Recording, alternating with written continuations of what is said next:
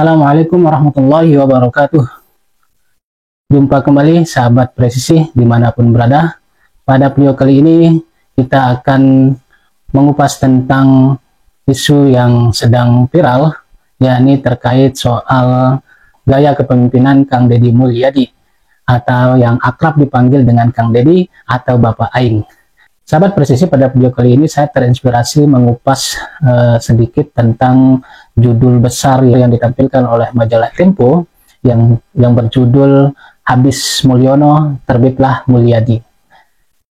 Sahabat presisi, mungkin pada video kali ini kita akan berbeda pandangan atau berbeda pikiran terkait bagaimana penilaian baik terhadap Bapak Joko Widodo selaku Presiden ke-7 kita dengan Bang atau Kang Deddy Mulyadi selaku gubernur hari ini.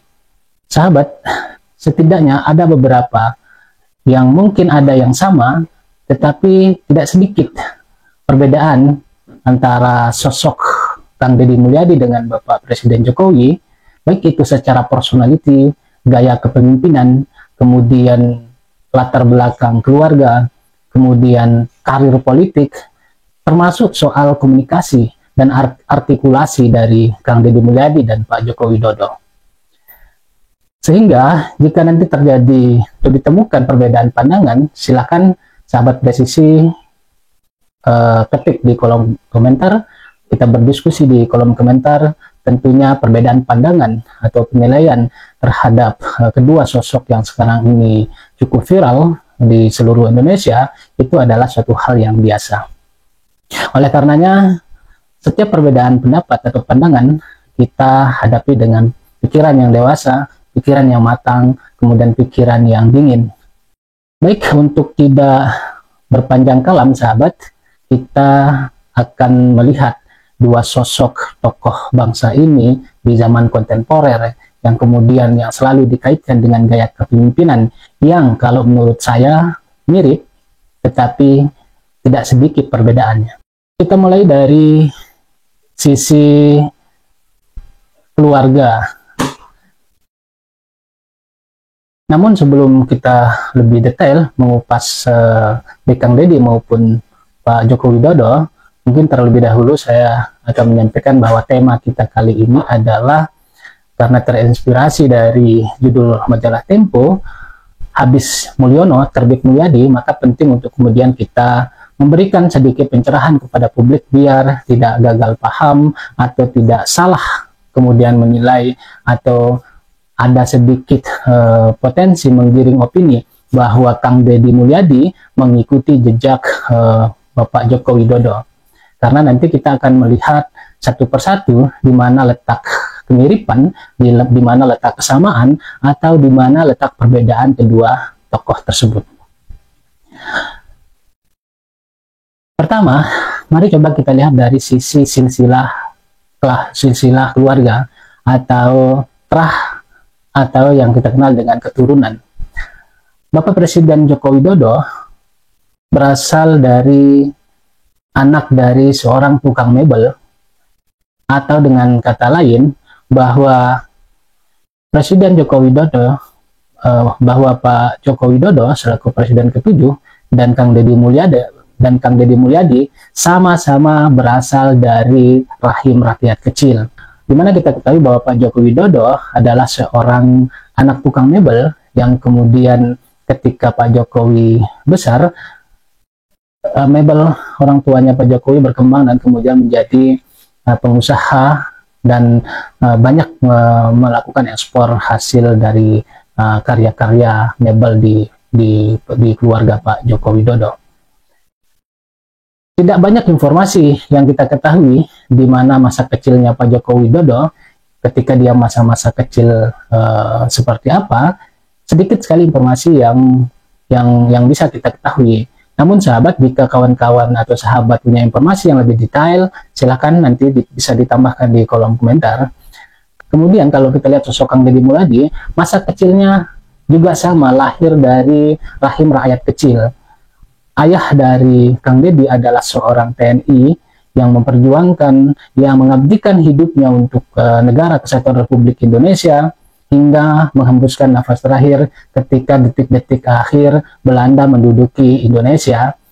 Menurut Kang Deddy pada saat sesi wawancara di acara kanal televisi Metro TV, di acara Kick Andy, mengatakan bahwa ayah dari Kang Deddy adalah seorang TNI yang jujur, yang setia, dan memiliki jiwa patriotisme yang cukup tinggi. Dikabarkan atau disampaikan oleh Kang Deddy bahwa ayahnya meninggal menolak bekerja sama yang kemudian diracuni oleh Belanda. Kedua sosok ini memiliki kesamaan yang dimana sama-sama lahir dari rahim rakyat kecil, yang kemudian bagaimana kisah perjalanan hidup mereka sejak kecil. Bapak Joko Widodo tidak terlalu banyak informasi yang kita dapatkan terkait tentang kehidupan di masa kecilnya. Namun kalau ketika kita melihat sosok Kang Deddy Mulyadi yang terkonfirmasi ketika diwawancarai ketika diwawancarai pada acara Kikendi, bahwa masa kecil Kang Deddy penuh dengan perjuangan, derita, yang kemudian membentuk karakter Kang Deddy sampai hari ini menyatu dengan rakyat kecil. Di mana pada masa kecil ketika Kang Deddy masih kecil ditinggal pulang atau ayah dari Kang Deddy mangkat atau meninggal dunia ketika Kang Deddy berumur masih kecil. Saat masih kecil, Kang Deddy diajarkan, dibesarkan, atau dididik oleh seorang ibu yang luar biasa, di mana Kang Deddy kemudian diajarkan bagaimana kita harus bertahan hidup. Kemudian Kang Deddy diajari bagaimana cara mengembala, kemudian merawat sapi, merawat kambing, kemudian merawat ternak domba, sehingga dia terbentuk menjadi seorang anak yang tahan akan cobaan hidup yang begitu kompleks pada masa itu. Sekali lagi, ketika kita melihat Presiden Jokowi, presiden kita yang ke-7, bahwa masa kecilnya tidak terlalu banyak informasi yang kita ketahui. Kemudian yang kedua adalah coba kita lihat dari sisi pendidikan. Kang Deddy Mulyadi menempuh sekolah dasar seperti layaknya anak-anak yang lain.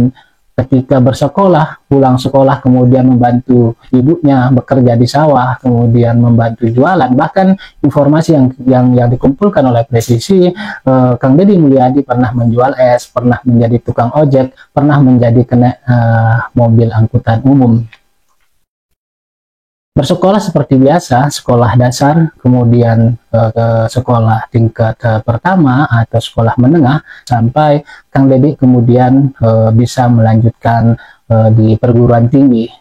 Sementara itu, Bapak Presiden Jokowi, Bapak Presiden ke-7, Bapak Joko Widodo, itu bersekolah juga seperti biasa, sekolah dasar, kemudian sekolah menengah, kemudian sekolah SMA, kemudian melanjutkan S1 sarjana S1-nya ke Universitas Gadjah Mada UGM, yang saat ini sedang menuai polemik. Ada beberapa aktivis, kemudian beberapa aktivis alumnus Gadjah Mada menduga bahwa ijazah Pak Jokowi masih dipertanyakan, ijazah S1 UGM-nya masih dipertanyakan. Hingga saat ini proses hukum sedang berjalan. Bapak Jokowi sudah melaporkan ke Polda Metro Jaya, yang kemudian dalam informasi berita terkini pada kemarin bahwa penyelidikan sudah dihentikan oleh pihak Polda Metro Jaya karena ijazah Jokowi asli dan identik dengan ijazah lain. Namun para aktivis yang menduga bahwa ijazah Jokowi masih dipertanyakan, yang kemudian di sisi lain masih dalam proses pengadilan, yang nanti menurut Pak Jokowi bahwa ijazah aslinya akan ditunjukkan ketika pengadilan meminta untuk kemudian ditunjukkan ketika sidang berlanjut. Ketika hakim meminta untuk Pak Jokowi membawa ijazah ahli, maka Pak Jokowi akan membawa. Karena sahabat, beberapa kali teman-teman media yang baik itu di rumah pribadi Pak Jokowi di Solo, ketika mengundang para wartawan untuk melihat ijazah asli, akan tetapi dilarang untuk memfoto. Kemudian yang terakhir, pernyataan itu keluar ketika selesai diperiksa oleh Barreskrim Polda Metro Jaya. Pak Jokowi mengatakan bahwa Pak Jokowi siap untuk kemudian menunjukkan ijazah aslinya ketika hakim meminta di pengadilan nanti. Nah, itulah sekilas dari sisi pendidikan. Kemudian kita lanjut sahabat pada pengalaman organisasi. Pengalaman organisasi, kalau kita melihat sosok Kang Deddy, itu jelas dan bisa terkonfirmasi hingga hari ini bahwa ketika menempuh pendidikan sarjana, Kang Deddy kemudian bergabung bersama Himpunan Mahasiswa Islam atau HMI, yang kemudian memiliki senior-senior yang kemudian menjadi mentor daripada Kang Deddy. Nah, sementara itu Pak Jokowi, presiden kita yang ketujuh, background organisasi ini sekali lagi informasi tidak banyak informasi yang kita dapatkan tentang latar belakang organisasi ketika beliau menempuh pendidikan sarjana atau ketika Pak Jokowi menempuh kuliah. Kemudian yang selanjutnya ini yang sangat menarik, kita akan membandingkan Kang Deddy versus Jokowi, presiden ketujuh Bapak Joko Widodo, yakni terkait soal karir politik. Dua-duanya memiliki latar belakang karir politik yang satu mungkin sangat lancar, kita bisa bilang ya sangat lancar tanpa menghadapi kendala yang cukup berarti.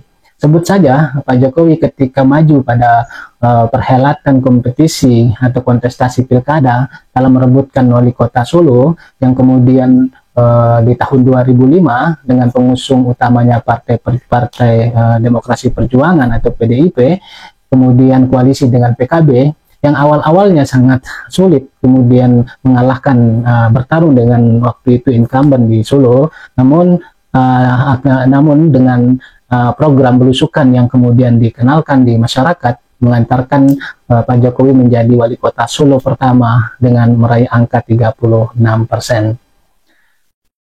Karir politik yang cukup cemerlang ketika Pak Jokowi memimpin Solo, kota Solo oleh masyarakat, sebagian masyarakat melihat terjadi perubahan yang cukup drastis dari sisi pemerintahan, tata ruang, kemudian tata kelola tata kelola kota Solo yang asli, yang kemudian dalam perjalanannya di tahun 2010 Pak Jokowi kemudian maju kembali di periode kedua di kota Solo, yang kemudian hasilnya sangat mencengangkan atau hasilnya cukup sangat prestisius, yakni di angka beliau sebagai selaku incumbent itu di angka 90%. Namun sayangnya karena karir politik yang sangat moncer, yang kemudian Pak Jokowi tidak sampai selesai menjadi wali kota Solo pada periode kedua. Jadi beliau di tahun 2012, 2 tahun menjabat di periode kedua, kemudian PDIP memboyong Pak Jokowi untuk ikut di kontestasi pemilihan gubernur dan wakil gubernur DKI Jakarta pada tahun 2012. Tidak ada kendala yang cukup berat karena efek dari media sosial yang kemudian sosok Presiden Jokowi kala itu ketika dibawa ke Jakarta, yang dimana identik dengan sosok yang kemudian sering turun ke bawah menemui rakyat kecil, kemudian sering belusukan, kemudian sering melihat kondisi-kondisi kondisi yang dihadapi atau masalah-masalah yang dihadapi oleh rakyat. Inilah yang kemudian saya sebut persamaan kalau kita lihat antara Kang Deddy Mulyadi dengan Bapak Presiden Joko Widodo. Sama-sama suka turun ke bawah, sama-sama suka turun ke lapangan. Namun di situ nanti kita akan temukan pertanyaan besar bahwa ketika turun ke lapangan, apakah ada indikasi pencitraan yang kemudian pada waktu itu bahwa gaya belusukan adalah gaya yang baru dipopulerkan oleh sosok seorang Bapak Joko Widodo. Padahal gaya belusukan kalau kita di NTB itu sejak lama sudah dilakukan oleh, misalnya sebut saja Gubernur Harun Al-Rashid. Sedikit sekali orang tahu bahwa Gubernur NTB Harun Al-Rashid itu berkeliling pada malam hari, melihat kondisi rakyatnya pada malam hari, dan sampai subuh baru kembali ke kantor. Kemudian kedua adalah sosok Bupati Lombok Barat namanya Lalu Mujitahid. Itu selalu turun ke bawah setiap hari Jumat dengan program yang disebut dengan Jumat Bersih. Namun pada waktu itu media sosial belum terlalu booming, sehingga gaya-gaya belusukan itu kemudian belum dikenal oleh publik. Nah, ketika sosok Jokowi tampil di dunia politik, sosok Jokowi kemudian memperkenalkan gaya belusukan yang menurut publik adalah gaya yang dirindukan oleh masyarakat kecil, yakni bertemu dengan rakyat secara langsung. Nah, oleh karena itu sahabat, bahwa ketika kita melihat aksi-aksi itu nanti akan kita jumpai persamaannya, di mana kemudian perbedaannya tidak sedikit ketika sama-sama melakukan gaya kepemimpinan yang turun langsung mendekati rakyat. Bahwa Jokowi tidak menuntaskan periode keduanya di Kota Solo. Hal yang sama kemudian terjadi ketika beliau menang pada Pilkada DKI Jakarta, ketika Bapak Joko Widodo berpasangan dengan Basuki Cahayapurnama atau yang akrab dipanggil Ahok, menang pada tahun 2012. 2 tahun kepemimpinannya di Provinsi DKI Jakarta, kemudian pada tahun 2014 belum tuntas kewajiban dan janji-janji politiknya di Jakarta, dengan dalih bahwa Jakarta tidak bisa diselesaikan kalau saya menjadi gubernur. Tapi kalau saya menjadi presiden, mungkin Jakarta bisa dibenahi lebih cepat. Itu alasan dan dalih Bapak Joko Widodo. Nah, sehingga 2 tahun menjabat menjadi gubernur, PDIP Perjuangan sebagai pengusung utama kemudian mendorong untuk maju di pemilihan presiden dan wakil presiden di tahun 2014. Sayangnya, Koali di Kota Solo di periode kedua hanya menjabat 2 tahun, kemudian di Provinsi DKI Jakarta menjabat 2 tahun, artinya bahwa beberapa hal yang menjadi perbedaan yang cukup signifikan dengan Kang Deddy Mulyadi. 2014, kemudian Pak Jokowi maju menjadi presiden yang didampingi oleh Pak Yusuf Kala. Kala itu menang dengan sangat mudah karena gaya belusukan yang sudah populer di tengah masyarakat mengharapkan bahwa ketika Bapak Joko Widodo menjadi presiden, kehidupan rakyat akan berubah, kesejahteraan yang dijanjikan akan berubah, kemudian kemudahan bekerja akan dirasakan oleh rakyat, kemudian keadilan sosial terwujud di Indonesia. Tidak tanggung-tanggung Bapak Jokowi kemudian menjadi presiden 2 periode, artinya 10 tahun. Namun persoalan, contoh salah satunya adalah persoalan Jakarta tidak pernah tuntas. Jakarta dengan masalah banjirnya hingga saat ini tidak pernah selesai. Bahkan banyak persoalan yang kemudian muncul, katakan saja terkait soal PIK 2 atau PSN, proyek strategis nasional yang di Provinsi Banten. Kemudian yang lain adalah persoalan yang kemudian kita masih ingat ketika beliau menjadi wali kota Solo, di mana program yang sangat populer waktu itu adalah, yang sangat fantastik waktu itu adalah program mobil SMK, mobil yang bertenaga listrik. Namun ketika sudah masuk pada proses proses tawar-menawar, yang kemudian ternyata sampai hari ini belum terwujud atau belum ada yang namanya mobil SMK, karena alasannya masih atau gagal uji emisi. Nah, ketika presiden, besar harapannya rakyat Solo atau rakyat Indonesia secara keseluruhan bahwa mobil listrik SMK itu bisa diproduksi sehingga rakyat Indonesia bisa membeli karena dengan harga yang murah. Alih-alih kemudian mobil listrik merupakan karya anak bangsa kemudian terbentuk, malah pada saat malah ketika Pak Jokowi memimpin Indonesia, investor asing dari Cina berbondong-bondong masuk ke Indonesia dengan program hilirisasi yang dijual oleh Pak Jokowi. Tidak sedikit kemudian perusahaan-perusahaan smelter masuk ke Indonesia, terutama di wilayah Maluku Utara dan Sulawesi Tenggara, yakni di Morowali. Perusahaan smelter kemudian berdiri dengan sebuah komitmen bahwa tidak boleh lagi mengekspor barang mentah atau hasil pertambangan mentah, tetapi yang diekspor adalah barang setengah jadi. Kalau diproses di nikel, itu yang disebut dengan ferronikel. Ferronikel ini adalah barang setengah jadi. Namun, barang setengah jadi itu kemudian tetap saja lari keluar ke negara Cina ketika jadi, kemudian baru dikirim lagi ke Indonesia dalam bentuk barang jadi yang kemudian banyak dibeli oleh rakyat Indonesia. Padahal pada saat itu, bahwa nikel, di mana kita ketahui nikel ini adalah bahan baterai yang dibuat, yang dipakai untuk bahan mobil listrik, sepeda listrik, yang di situ pada saat itu berharap besar kita ketika bahan daripada mobil listrik itu ada di Indonesia dan mobil SMK itu bisa terwujud.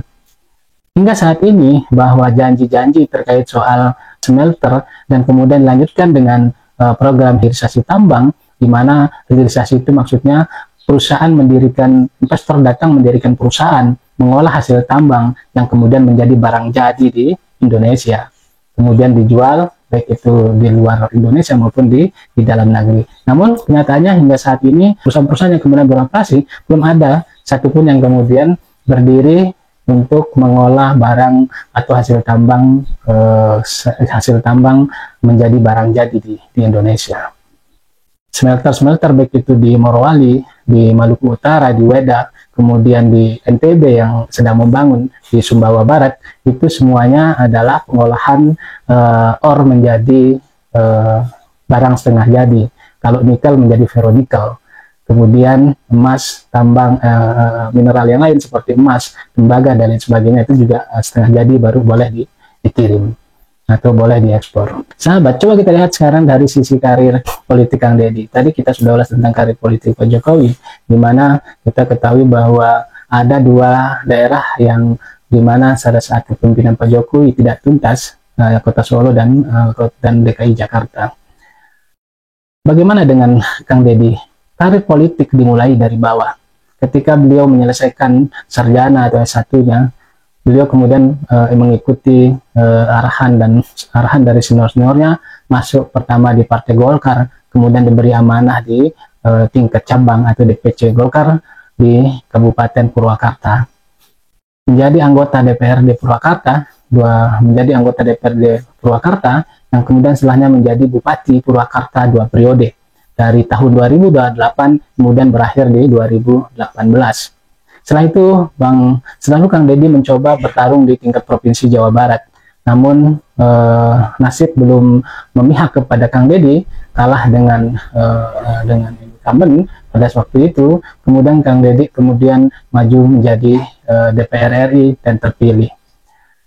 Gaya kepemimpinan Kang Deddy pada saat memimpin Purwakarta juga sama-sama suka turun ke lapangan atau suka berusukan. Namun pada saat itu Kang Deddy belum terlalu populer karena ditutupi oleh popularitas dari gaya kepemimpinan Bapak Joko Widodo. Pada saat Purwakarta yang selalu banyak mendapat tentangan, ketika Kang Deddy komitmen untuk menjaga alam, kemudian melestarikan budaya, meningkatkan produktivitas pertanian, kemudian meningkatkan kesadaran bahwa kesadaran masyarakat Purwakarta, khususnya Jawa Barat, tetapi karena waktu itu Pak Kang Deddy Mulyadi menjadi Bupati Purwakarta, maka Kabupaten Purwakarta kemudian dijadikan sebuah wilayah percontohan untuk kemudian memberikan kesadaran atas dasar falsafah kehidupan Sunda, berdasarkan falsafah kehidupan orang Sunda.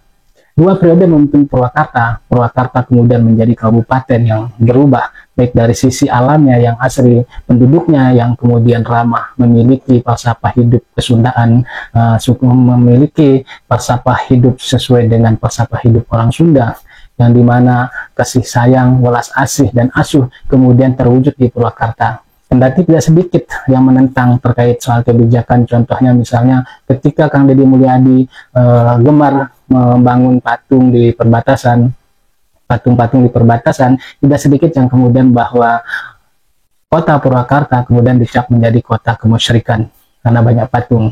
Dimana kita ketahui bahwa penjelasan terkait kegemaran Kang Deddy menampilkan lukisan-lukisan Al-Karohun atau leluhur itu adalah agar orang-orang Sunda, masyarakat Sunda tidak lupa terhadap leluhurnya yang memiliki peradaban yang tinggi. Dari sisi itu kemudian kita bisa melihat secara kasat mata di mana gaya-gaya kepemimpinan belusukan turun langsung ke rakyat itu jelas nampak lebih konkret dan lebih jelas bahwa Kang Deddy dari latar belakang hidupnya dari masa kecil hingga kemudian di masa kuliah, organisasinya juga adalah organisasi yang jelas. Kemudian karir politiknya dimulai dari bawah, kemudian tidak pernah setengah-setengah. Beliau selalu menuntaskan ketika jadi bupati 2 periode, kemudian jadi DPR, baik DPRD Kabupaten Purwakarta maupun DPR RI. Nah, kalau melihat perbandingan itu tentu kita melihat banyak sekali perbedaan Ketika masa Pak Jokowi turun langsung itu misalnya dia identik dengan turun ke gorong-gorong. Jadi Pak Jokowi hanya menengok gorong-gorong, kemudian balik, kemudian itu di-upload, di follow up oleh media.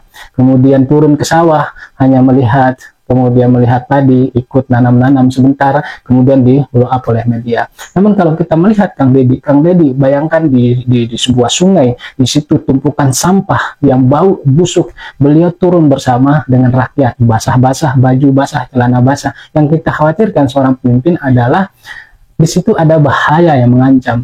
Ketika di situ sungainya kotor, itu tentu kita khawatir ada, kalau seandainya ada ular yang kemudian ular itu menggigit seorang Kang Deddy Mulyadi sebagai bupati waktu itu, tentu sangat berbahaya. Tapi oleh Kang Deddy, bagi Kang Deddy itu dia sudah pasrahkan. Ketika dia mengajak untuk kemudian ayo kita bersihkan sungai, beliau sendiri yang pertama turun langsung membersihkan sungai bersama rakyat, bahu membahu, kotor bersama, duduk bersama, makan bersama. Kemudian hari ini kita lihat hasilnya, baru sebelum 100 hari menjadi gubernur Jawa Barat, Provinsi Jawa Barat kemudian berubah, dan kemudian Provinsi Jawa Barat hari ini viral dari Provinsi Jawa Barat hari ini kemudian viral di bawah kepemimpinan Kang Deddy Mulyadi. Kota Bekasi yang sungai-sungainya macet, yang kemudian sampah di mana-mana, hari ini kemudian menjadi sungai yang aliran sungainya jernih, dan hari ini menjadi tempat lokasi wisata bagi masyarakat Bekasi. Perbedaan yang sangat menonjol kita lihat adalah ketika Kang Deddy Mulyadi kemudian mengatakan ini program harus segera dilaksanakan. Tidak menunggu lama, program yang kemudian disebut oleh Kang Deddy Mulyadi kemudian langsung dilaksanakan. Kalau kita bandingkan ketika Bapak Joko Widodo, seakan-akan ketika menemukan fakta-fakta, ya biasa gaya kepemimpinannya, tidak pada saat itu kemudian mencarikan solusi kemudian dikerjakan. Contohnya perbedaannya lain, misalnya ketika penertiban pedagang kaki lima, bahwa prinsip Kang Deddy adalah tidak akan pernah mau merugikan rakyat kecil. Ketika dia menertibkan pedagang lima di trotoar, Kang Deddy kemudian memberikan ganti rugi jualan hari itu, dan semua barangnya kemudian dibeli oleh Kang Deddy, kemudian dipindahkan dengan baik-baik. Tidak ada kita lihat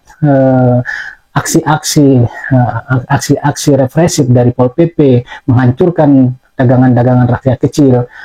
Pendekatan yang dilakukan adalah pendekatan hati atau pendekatan ketulusan, bahwa para pedagang kecil adalah bagian dari masa lalu kehidupan daripada Kang Deddy. Bagaimana rasanya pahit dan sukarnya mencari penghidupan atau mencari uang. Nah, sehingga pendekatan dilakukan adalah pendekatan kekeluargaan atau persuasif. Kemudian tidak pernah dalam aksi-aksi yang dilakukan oleh Kang Deddy itu merugikan pedagang kecil di pasar maupun di pinggir jalan.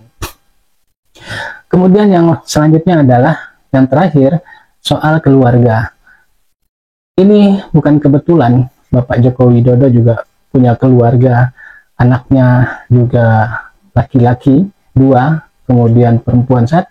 Kang Deddy Mulyadi juga anaknya 3, laki-laki 2, kemudian perempuan 1. Namun gaya mendidik tentu tidak sama dan terlihat jauh berbeda. Anaknya Kang Deddy Mulyadi yang anaknya paling besar itu dididik di politik itu mulai dari bawah. Hari ini kita lihat dia menjadi anak sulungnya menjadi anggota DPRD. Namun kita lihat anaknya Pak Jokowi, ketika misalnya Gibran Rakabuming Raka yang belum ada pengalaman politik sebelumnya didorong menjadi wali kota Solo. Setelah jadi wali kota Solo, belum tuntas Solo dilaksanakan, mirip seperti gaya bapaknya sebelumnya. Solo kemudian ditinggalkan, didorong langsung loncat ke menjadi wakil presiden mendampingi Bapak Prabowo. Yang tentunya kawan-kawan semua bisa melihat dan masih ingat peristiwa-peristiwa yang menuai polemik panjang ketika gugatan judicial review yang dilayangkan oleh mahasiswa di Solo untuk menggugat soal batasan umur calon wakil presiden, calon presiden dan calon wakil presiden. Terjadi perdebatan, banyak sekali kemudian pemikiran atau banyak sekali dugaan bahwa judicial review yang dilaksanakan di MK dilaksanakan untuk kepentingan Bapak Joko Widodo, pada saat itu. Kendati memang judicial review itu berhasil goal dissenting opinion yang hari ini menjadi sebuah sejarah bagi bangsa Indonesia, di mana seorang anak muda yang tidak berdarah-darah di politik kemudian langsung moncer bahkan tidak tanggung-tanggung posisi nomor 2 di Indonesia. Apakah ini keuntungan? Apakah ini kemudian disebut dengan keuntungan atau nasib politik yang dimiliki oleh keluarga Pak Jokowi? Nah, kita lihat selain Gibran, anak bungsunya si Kaisang Pangarep menjadi ketua DPP PSI, kemudian menantunya pertama menjadi wali kota Medan, kemudian hari ini menjadi gubernur Sumatera Utara. Terlepas dengan strategi apapun itu, bahwa keluarga Jokowi juga hari ini merupakan keluarga yang dari sisi karir politik ya sangat moncer. Apakah bagaimana strategi cara mendapatkannya itu tidak kita diskusikan pada saat ini, itu beda kamar yang nanti teman-teman atau sahabat presisi punya penilaian masing-masing terhadap itu. Kita kembali kepada keluarganya Kang Deddy. Kang Deddy mendidik anaknya persis seperti dia mendapatkan karir politik yang tentunya harus melalui dari bawah, berdarah-darah terlebih dahulu, dari yang kecil kemudian naik satu tangga, kemudian terus dan naik selanjutnya, kemudian hingga beliau menjadi gubernur hari ini, gubernur nomor 1 terviral dan digandrungi oleh rakyat Indonesia. Bahkan sampai Papua meminta kalau Kang Deddy mau menjadi gubernur Papua, bahwa kalau Kang Deddy mau menjadi gubernur Papua, maka Papua tidak akan pernah lagi menuntut untuk merdeka. Kenapa? Karena mereka melihat, menyaksikan bahwa aksi-aksi yang tulus terhadap pembelaan terhadap rakyat kecil tidak sekedar pencitraan, tetapi perkataan dan perbuatan itu adalah sama. Nah, sehingga pada video kali ini saya ingin menyampaikan biar kita tidak terjebak membandingkan bahwa Kang Deddy dengan Joko Widodo ada persamaannya tetapi tidak sedikit perbedaannya. Banyak hal yang teman-teman sahabat bisa lihat bagaimana Pak Jokowi kemudian berkata anaknya masih muda, tidak mungkin didorong maju. Tapi faktanya bahwa Gibran ada peluang, kemudian di situ didorong untuk mendampingi Bapak Prabowo. Kemudian aksi-aksi sosial yang dilakukan Kang Deddy ketika turun dalam melaksanakan aksi-aksi sosial atau pemberian tidak sedikit berasal dari kantong pribadinya Kang Deddy, yang banyak orang kemudian mengkritik dari mana duitnya. Kang Deddy dengan terbuka kemudian mengatakan itu adalah hasil ladang konten.